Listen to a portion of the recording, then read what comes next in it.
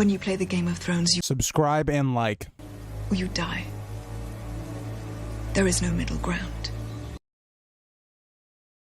All right, hello YouTube. Welcome back to the Grease Goblin YouTube channel. Today's video, we're going to be doing Tyrion VII, A Game of Thrones. And again, it's been a while since we've covered this character. I like to go back and see when was the last time we covered each one of these POVs. And it was way before December was the last time we covered Tyrion. So let's do a little bit of a recap.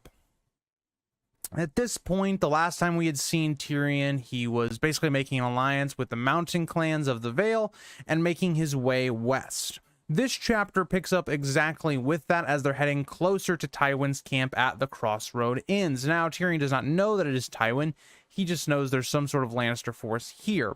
And so this chapter is really centered around kind of the southern response to what we talked about with Robb's plan in the last chapter.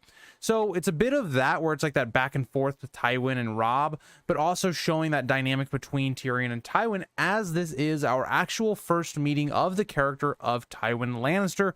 Very important chapter for the story. But let's start on page 607.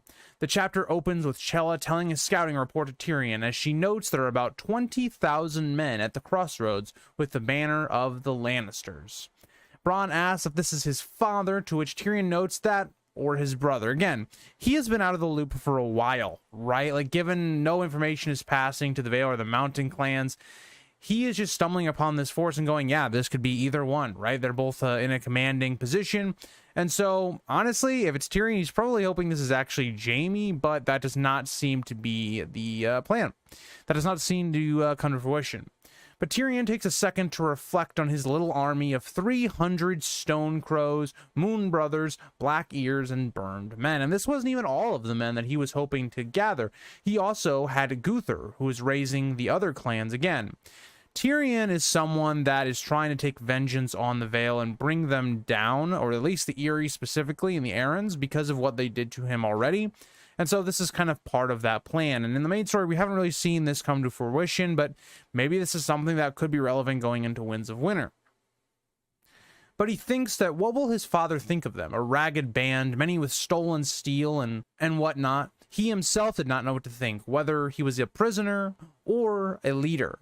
But Tyrion thinks he is a bit of both, he supposes. And that's a great line because it's going to come up towards the end of the chapter where Tyrion in a lot of situations is kind of the leader of this group of people, but at the same time, he is at the mercy of them as well. So he's kind of in a very precarious position where he's still trying to manipulate them and lead them, but also he is still a prisoner for the most part. But Tyrion suggests maybe it is better if he goes alone, which is probably true, right? Because for Tyrion's point of view, you don't want to bring in a clan of mountains people that have a very bad reputation of stealing and killing and things like that. So it would probably be better if he actually did just come into the camp himself. But this is the flip side of it, right? The mountain clansmen don't know Tyrion well. They don't know if he is going to lie to them, if he's going to sell them out. That could end up them all getting killed. Again, this is a force of 20,000 men with better equipment and horses that could easily hunt them down. So I think if I was in the mountain clan's position, I would do the same thing, right? I would want to go with Tyrion and make sure he holds up his side of the bargain and does not betray them. And Olaf even notes that it's better for him. And the others agree, as we get one of my favorite meme lines of the entire series that is constantly referred to in this chapter. Shagga notes that he will go with the boy man, and if he lies, Shagga will chop off his manhood, with Tyrion finishing and feed it to the goats. Like, what an interesting threat. I just like that threat. I don't know why, but that gets into page 608. Tyrion notes that he had given his word, but Chella notes lords have lied to them before. They cannot trust his words, and therefore Tyrion allows of each to accompany them, and Tyrion tells them to basically behave in his absence. Again, just taking some of the leaders. They don't all need to go. I think that would be really dumb if that was how they did it, but again, just taking some of the significant, prominent members of his little army at this point. Tyrion sets off, not wanting for them to follow, as he was fine if they did not follow or did. He just did not want them to talk, as he notes how in the mountain clans, every voice mattered in council, even their women. Again, this is going to come up as well in this chapter, but I find this very interesting because when we looked at the Dothraki early on with Dany, I noted there's a lot of things that yes, they may be more barbaric, but they're also kind of, how should I put this? They're a little bit progressive in certain aspects, right? And the mountain clans are kind of the same way, right? Where they actually have basically they have a system in which everyone is able to talk and give their point of view. Now, in this type of society, that's not really the best option, right? You really want representatives of all these people's interests, or something that's going to lead to action, because as Tyrion notes, because of that system, they're not really able to agree on where they should move forward as a society, what they should do, how they should maybe formulate attacks. And so Tyrion kind of realizes that that's why they've been beaten down so badly. But it's also interesting that they give equality to their women when it comes to like right to, I guess, vote for what they're going to do. So I thought that was a really interesting little moment there to think about. But Tyrion notes again that this is to their detriment because it takes forever to get anything done, and it is no wonder they have struggled against the Eyrie for so long. But Tyrion means to change that. Again, Tyrion wants to take down the Eyrie. The five followed him on their undersized horses that looked almost like ponies when he notes the curious backstory of the burned men as they burn their flesh. Interesting given the theories about this. We even get this note that possibly they were actually worshipping Nettles and her dragon Sheep Stealer. So very interesting if that actually is the truth. We'll probably never get the answer to that, but that is quite an interesting little theory that I think ties into this quite well. But we learn how Timon had taken out his own eye, as it was customary to take some flesh or body part off. Most did some more reasonable things, but he did not, which gained him quite a lot of respect. Thinking about it, if you're looking at this guy, and he's willing to take out his own eye, what does that tell you about if you make him your enemy? That's something that Tyrion notes about Bronn and other things throughout this chapter, but that's quite an interesting way to gain power and respect, because it gets him power, right? People fear him, even in the Burned Men clan. Like, that's quite interesting that even with a lot of extreme like cultures and customs, he is someone that has climbed his way up just because of what he did on his taking a body part off, basically. But that gets us into page 609. Tyrion has joked what had their king burned off, and Bronn had gestured to his dick. But even Bronn would not say that in front of Timett, as a man who took out his own eye is a dangerous man. Again, just kind of talking about what I really just mentioned there. They finally approach their first defense, and Tyrion has them halt as he approaches alone, asking who commands here. Again, you don't want to send your whole like little army with you up to the gate, because they're going to believe that this is an invading force, so they're going to start attacking. So you want to prevent that type of conflict. And so Tyrion wants this to get settled pretty easily and make his way to either his father or Jaime. The captain quickly notices Tyrion and escorts them, but Tyrion notices the carnage and the fishing and the fighting that was done here. Again, noting the horrors of war. There's no bodies, but you can tell, right? It has all of the signs of a conflict and or struggle. But half a league from the crossroads inn, they came upon another layer of defensive stakes, and some mounted knights with a unicorn sigil on his shield and a horn on his helmet meets Tyrion and their party. Again, very descriptive and interesting night. Here we know that this is going to be Sir Flemett Brax, but a very interesting description. But I also want to point out, think about their position right now. They have a lot of defenses up. That seems like they're really held in and just kind of at this point waiting for what is to happen, right? At this point, the Riverlands has basically been taken over. There's like a castle here and there that haven't been taken yet, but right now the Riverlands is under Lannister rule. And so Tywin at this point really can just hold his ground, right? And wait for either the Vale or the North to make some sort of action. Because again, Tywin doesn't know what the Vale is going to do, right? Nobody knows what the Vale is going to do. They've been very silent when it comes to politics at this point. And so Tyrion's going to be very valuable to them, being able to tell them, yeah, the Vale's not doing anything, right? But the North, that could be a different story. And so it is very also ironic that Tyrion's going back to the Crossroad Inn, right? This is the place where he got captured, and yet Tyrion's coming back with his father and his army basically being in control of the Riverlands. But something else I think is interesting. If you think about Robb and his decision on who to attack, Tywin or Jaime, you really can get a sense of how hopeless the situation is for Robb, given that Robb has to be the aggressor. He has to be the attacker. Now, because of how fast the Riverlands has fallen, he is the one that's going to have to break out one of these defensive positions, either the siege at River Run or this defensive position at the Crossroad Inns. Tyrion recognizes this man as Sir Flemont Brax, and Flemont notes how he had feared that he was dead. He looks up at Tyrion's companions, and Tyrion notes they are friends and retainers, and asks where he can find a Tywin, to which he says, at the Crossroad Inn. Again, just a nice little note, right? Tyrion kind of going back there, kind of seeing what has taken place after his capture. Tyrion laughs as he thinks maybe the gods were just. Again, a reminder that this is where Cat caught him again. He wants to see him at once, and a hole is made for his party to get through the defenses.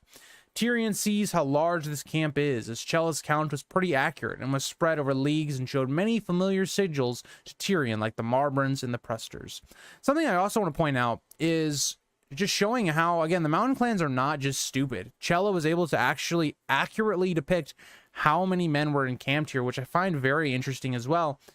Again, I think the Mountain Clans have a bad reputation. They do seem to be somewhat smart in their own ways. Many stared at Tyrion and his party, and the Mountain Clansmen stared right back at them. Again, you have to think about this from both sides. The Mountain Clans have never seen this large of an army, something that Tyrion notes, but just think about everything going on here, whether that's servants, whether that's the amount of food here, whether that's the steel that's here, whether that's the horses, whether it's just this big of a camp. They've never seen that, right? Because if you think about, for instance, the Vale, when they go to war, a lot of that army is not going to be at the Eyrie, right? So this is by far the largest amount of people they've seen in an area like this. And also, the men of the West just look very different than what they're probably used to.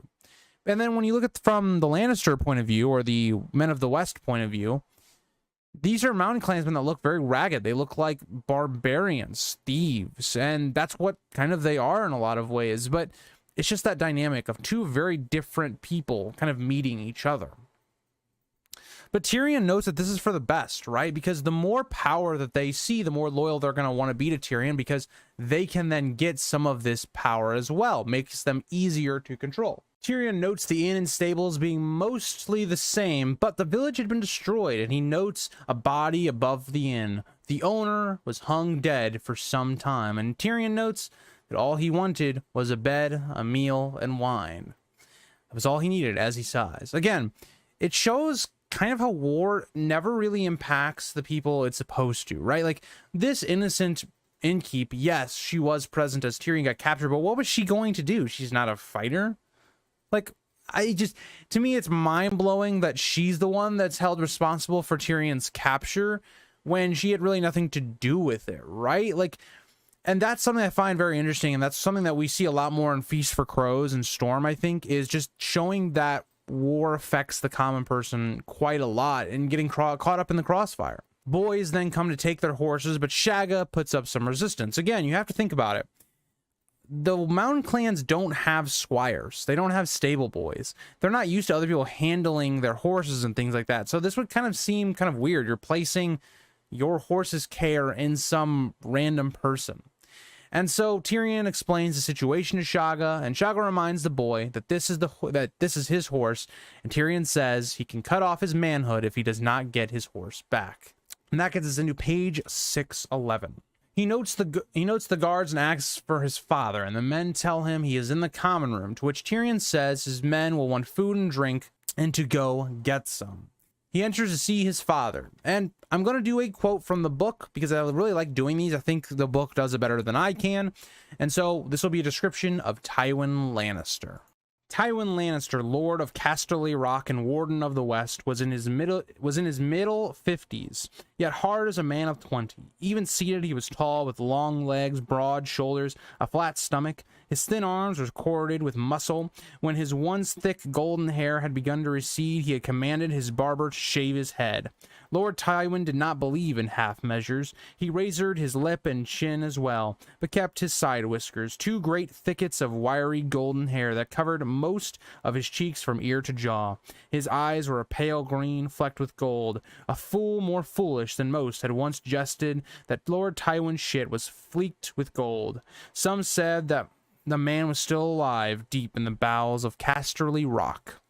Again, a very vivid description of Tywin Lannister, really showing a very powerful and dominant figure.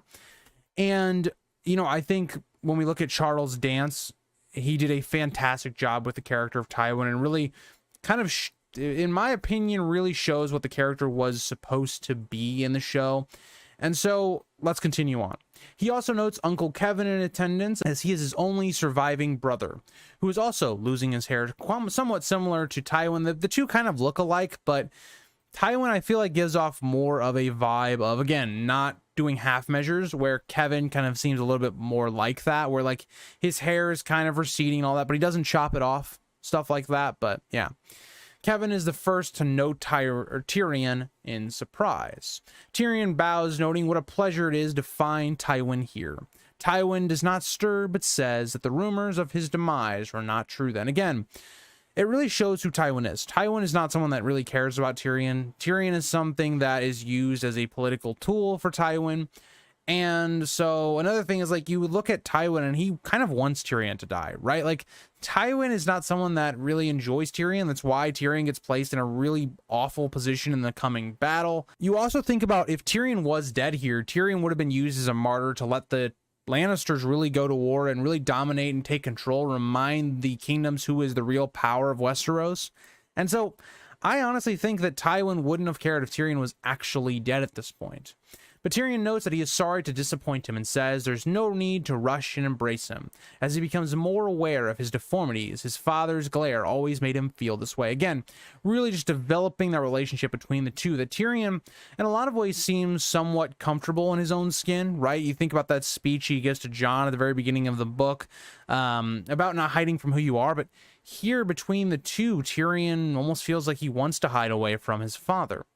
He lastly says, kind of him to go to war for him, as he seats himself at the table and helps himself to some ale. Yeah, and this is something that I think Tyrion is not really stupid. He knows that Tywin didn't really go to war just because of Tyrion and because he cares about him so much, but because it's like an insult to their house, right? If you let someone take someone in your family, what's going to stop them from insulting your family more? And Tywin just will not allow that. It kind of goes against our reputation of ruling by fear. But that gets us into page 612. So getting into page 612. Tywin notes it was Tyrion who started this, as Jaime would never have been captured meekly. And obviously this is stupid, and Tyrion notes the difference. Again, Jaime is someone that's one of the greatest swordsmen of all time, and at this point of Westeros, probably up there is with, he's probably up there as the best with, like, say, maybe Barristan. But again, Jaime might be able to beat Barristan, given that Barristan's older at this point. But yeah, Jaime is not someone to be trifled with. If Jaime had two guards like Tyrion did, yes, the numbers might have been against him, but Jaime might have been able to fight his way out. That's not the same for Tyrion, right? Tyrion had no choice. Tyrion's a way of getting out of things is his voice, is his brain, and that's the way he got out of the situation. And so Tywin, again, just notably does not really see that side of Tyrion here. Tywin, ignoring him, notes he could not sit idly by while Lannister blood was shed. The honor of the house is at stake, and Tyrion notes their words, hear me roar. Again, it all points to this idea that Tywin doesn't really give a shit about Tyrion. It's more that if Tyrion is allowed to be killed or kidnapped, what does that say about the Lannisters? It says, oh, that you can take things from them. They're not to be as feared because, hey, Tyrion got captured and nothing happened. So what does this set? It sets the precedent of, if you do something to the Lannisters, we will come and destroy your land, right? The Riverlands, the Tully land. And so that was what the real point of this is, and even Tyrion notes that. Tyrion notes that his blood was not shed, but his men did die. Tywin notes that he's going to want new men, but Tyrion tells him not to bother, as again, he has his own men and/or followers. Tyrion notes it is a shame that the innkeep was hung, as the ale is terrible. Tyrion actually describes it as being very chunky, which is actually disgusting, but he asks how the war is going. And again, we know from Robb's camp in the last POV with Catelyn, the war is not going well for the Starks, and it only is going to get worse, or it's only going to get worse here as it's described by Kevin and Tywin. Kevin notes that well enough so far, as Edmure had scattered his forces to defend his borders. Again, something that Ned had thought about earlier in the book is that Edmure is trying to be the hero. He doesn't want any of his land to be taken or any of his peasants to be attacked. He's being very noble, but that's not the way you play a war against Tywin, because he's going to use that against you, isolating all these different pockets, overwhelming them, right? Like, Tywin's whole army is bigger than probably the entire Riverland army. And so spreading out your forces makes it even harder to defeat him. And that's kind of what Kevin notices. But again, Kevin says they easily defeated them. But as well as this, Jaime also was getting glory, defeating the Vances and Pipers at the Golden Tooth, and then defeating the Tully Strength before Riverrun, capturing Edmure and putting the castle to siege. Again, we didn't see the full story of there in the last Calendar. We knew that Jaime had taken out the Vances and Pipers and sent them running, but we also now know that he has defeated the Tully Strength as well, and a lot of that strength is going back to castles, and that's what Tywin and Kevin are kind of dealing with, more or less getting the seizure of the rest of the castles and the families of the Riverlands, while Jaime deals with the main Riverrun castle. Tywin and Kevin have been marching on each castle as the Wents of Harrenhal surrendered, Raventree, again the home of the Blackwoods, fell with their forces gone, and Gregor burning out the Brackens and Pipers. Again, a lot of major houses from the Riverlands basically having to succumb to the Lannisters. Tyrion then realizes, wait, they are basically unopposed then. But Kevin does not agree, as the Mallisters still hold Seaguard, a very formidable castle, and also Walder Frey is marshalling his levies, preparing, it would seem, for either a siege or an attack. Now, this has got to be something that's very interesting, because the Freys, by all means, are very powerful, right? They do command a lot of forces. The thing with the Freys is their actual fighting ability, military leadership. Who are they going to back? Is that going to create another issue for the Lannisters? What's going to happen there? But Tywin thinks this is not a matter, as once Riverrun falls, the Mallisters and Freys will bend the knee, which I agree with Tywin here, right? If Riverrun was to fall, the Mallisters and the Freys stand no chance. They would bend the knee. Just like when we see with Robb Stark, when he gets captured, the others would, or just like when Robb Stark dies at the Red Wedding, the rest would kind of fall in one by one. Maybe it would take a little bit of a siege, but they would all eventually bend the knee. The war is all but won, notes Tywin, unless the Starks and Arryns enter the battle. Again, like I talked about with the Stark camp, they didn't really know what the Arryns were doing. They were kind of hoping they would come into the battle on their side. And the Lannisters are kind of in the same boat. They don't know what to expect of the Arryns, and that's what makes Tyrion and Catelyn's arrival so key, because it really establishes what the battlefield is like. Tyrion notes he would not fret over the Arryns, but the Starks are a different matter with Ned. And then this is where we have to go back and remember, Tyrion does not have all this knowledge that we as a reader know, right? Ned has been captured. How is he going to lead an army? Tyrion doesn't know that. Tyrion still thinks that Ned is hand of the king, Robert is the king. But that is not the case, as Kevin and Tywin correct him. He is corrected that Ned is their captive at King's Landing, but Kevin does note that Robb sits at Moat Cailin with a strong host at his back. But Tywin is not worried, as he is not tested. He thinks Robb does not have the stomach for war. He is still a child. Again, Tywin believes that Robb will be somewhat similar to Renly, where he's just there for the pleasantries and the coolness of having this big army and all these people, but he has no real taste for battle or combat. And that's where Tywin's going to be sorely wrong, and he's underestimating his foe, something that Tywin does do every once in a while. And so I think this is interesting, the way it's setting up. The Lannisters have pretty much full control, right? They've taken out the biggest ally to the Starks at this point. The Arryns are not coming. So at this point, right, because Stannis is not mobilized yet, Renly is not mobilized yet, it is really just a war between the Starks and the Lannisters, and the Lannisters have overwhelming numbers. The Lannisters have about twice as many men as Robb does. So at this point, you have to feel pretty good if you're the Lannisters at this time. But also think about the captives they have as well. Like, they can make peace if they need to. They have Ned and Sansa at this point. I guess for them, they believe they also probably have Arya too, but that's not the case as we know as the viewers or readers. Tyrion thinks that things had gotten interesting, but wonders what Robb is doing, and asks how Cersei managed to get Robert to imprison Ned, to which Tywin tells him Robert is dead and Joffrey is on the throne. Again, another huge revelation where if you're Tyrion, you have to start thinking, whoa, my psychotic nephew is now on the throne with Cersei more or less in power.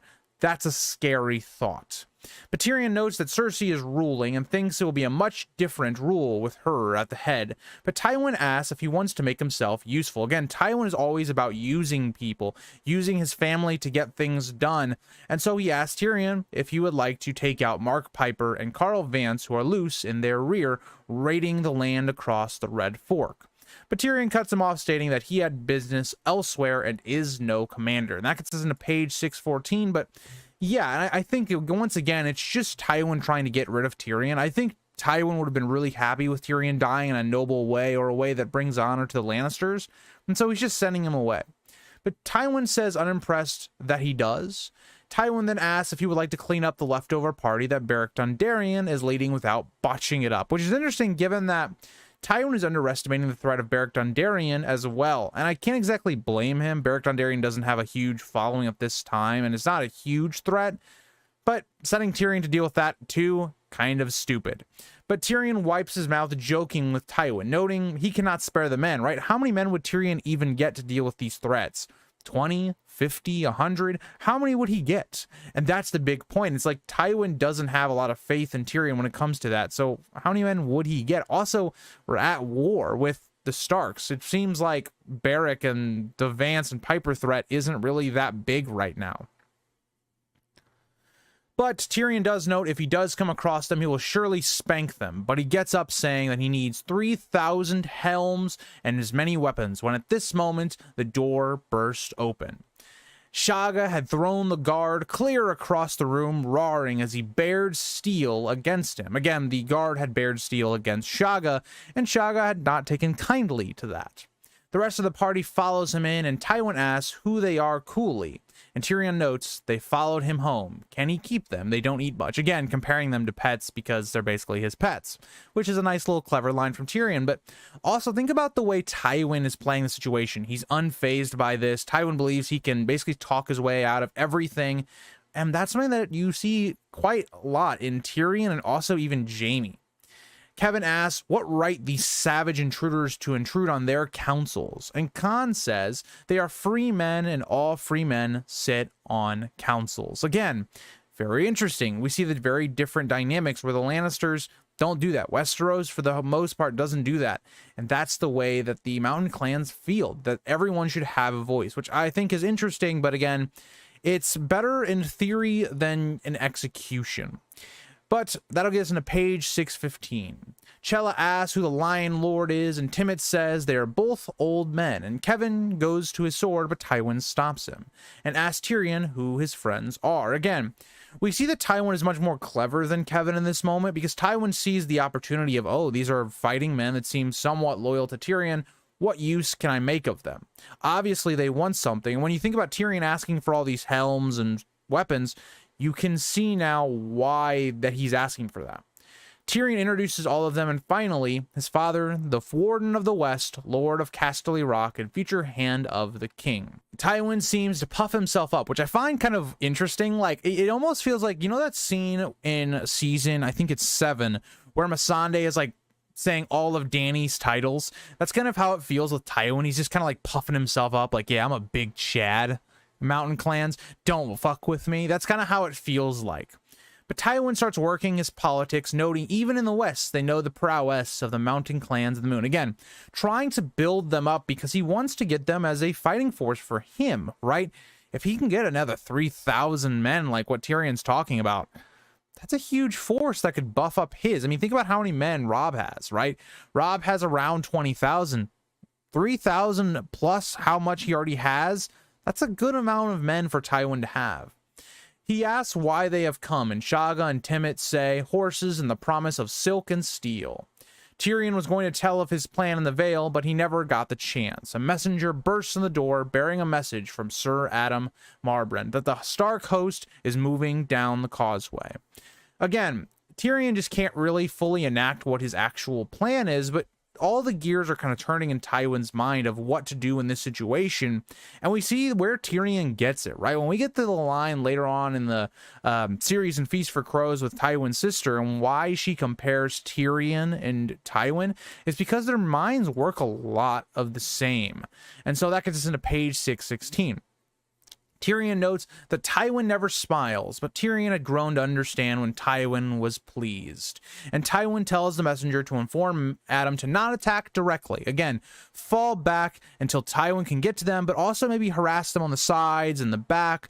Again, just make it hell on their march south. Kevin tells them they should wait here as they are well defended, but Tywin disagrees, saying Robb may lose heart if he sees their numbers. He wants to deal with him now so he can turn to face Stannis. So again, Tywin is trying to get this war done as quickly as possible, because we talked about in the last chapter with Robb that they cannot wait. Right? They need speed. They have to attack. They have to be the aggressors. But you can almost play the same note for the Lannisters as well. Tywin realizes they're going to have a lot of different enemies popping up. And so the faster you deal with your enemies and isolate them all, the easier this war will be. Think about what I talk about in my Robert's Rebellion series. The big thing that should have happened is Aerys should have taken out each individual army as quick as possible. Whether that be the Vale army, whether that be Robert and the Stormlands, whether that be the Riverlands. He should have been isolating all of them, and that's what Tywin's trying to do here. And so I think Tywin's logic is quite sound, right? If you believe that Robb is a boy and is not prepared for war, you want to attack him before he can retreat back to Moat Cailin and wait out this war. That is huge, because then you're going to have a chance to capture Robb, maybe get them to surrender and bend the knee. All of that is huge. So again, if you're Tywin, this kind of seems like the best case scenario for you. But Kevin also does have an interesting point. Like, what if they just let Robb come to them? We know that's not what's going to happen here, but if they did do that, that is the safer option. But also it shows that they believe that Stannis is a true threat. Even though he might not have the most amount of men or ships or whatnot, he is still a big threat to the throne. Tywin then turns to the mountain clans and tries to recruit them for the coming battle. He says if they fight with him, they will have what Tyrion promised and more. But again, if you're the mountain clansmen, why would you accept this? You already have Tyrion's promise. You should be getting paid off, right? You don't need another man's promise. And so they kind of question that, and they go, why do they need Tywin's? But Tywin notes it was a courtesy, right? He was just being cordial, and he does not need them, but even his knights fear the Northmen. Again, Tyrion is clever. He's not directly stating that the mountain clansmen are, cowards, but he is comparing what they could be, right? His knights are cowards, but the mountain clans obviously aren't. He's playing on that idea of fear and them fearing something, playing on their manhood. It's very smart. And even Tyrion notes it's very clever what his father has just done. And that gets us into the last page of the chapter 617. They all in turn then agree to support Tywin as they fear nothing. But there's one last twist. They say that Tyrion is still theirs. He bought his life with words, and until the steel is in their hands, he is still in their hands. Again, a really great chapter because it shows that Tyrion's not out of the water yet, right? Yes, he may be in a safer situation now with his father, with the Lannisters, with all of his men around him, but he's still a captive, but also the leader of the mountain clans at this point. It's a very interesting position, but that gets us to the end of the chapter. And again, a really good one, right? Our introduction into Tywin. We see how it's very clever Tywin can be when dealing with people. Very similar to Tyrion. Think about the way they both handled the situation going back to Tyrion's last chapter. And so, yeah, the story is starting to heating up, right? We're starting to get to a lot of the battles. We're starting to get to some of the big points of this book and getting towards the end. So, I'm excited to get through this book. It's been a big goal for me to get through this first book, and then we'll be getting the second book as well, but still a little ways away from that. But thank you guys all for watching. I'll see you in the next one. Bye, guys.